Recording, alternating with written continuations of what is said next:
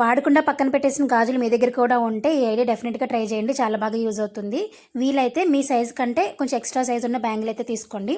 ఇక్కడ నేను ఒక క్లాత్ తీసుకున్నానండి. వెడల్పు 11 ఇంచులు, పొడవు 8 ఇంచులు ఉండేలాగా తీసుకున్నాను. అలాగే ఒక క్లాత్ బ్యాగ్ని సేమ్ ఇదే సైజులో కట్ చేసుకుని రెండింటిని కూడా చుట్టూ సమానంగా కుట్టేసుకోవాలి. ఇప్పుడు దీన్ని పై వైపున ఇలా 2 మడతలు వేసేసుకుని ఒక కుట్టు వేసేసుకోవాలి. ఇలా కుట్టుకు వేసుకున్న తర్వాత సగానికి మడత పెట్టేసుకుని పైవైపున వదిలేసుకుని మిగిలిన 2 వైపులో కూడా కుట్టుకోవాలండి. ఇప్పుడు 2 స్ట్రైట్ స్ట్రిప్స్ కట్ చేసుకున్నాను. పొడవు 5.5 ఇంచెస్, వెడల్పు 2 ఇంచెస్ ఉండేలా కట్ చేసుకుని ఇలా లోపలికి ఫోల్డ్ చేసుకుని కుట్టేసుకోవడమే. ఇప్పుడు మనం ముందుగా కుట్టిన దాన్ని రివర్స్ చేసుకోవాలి.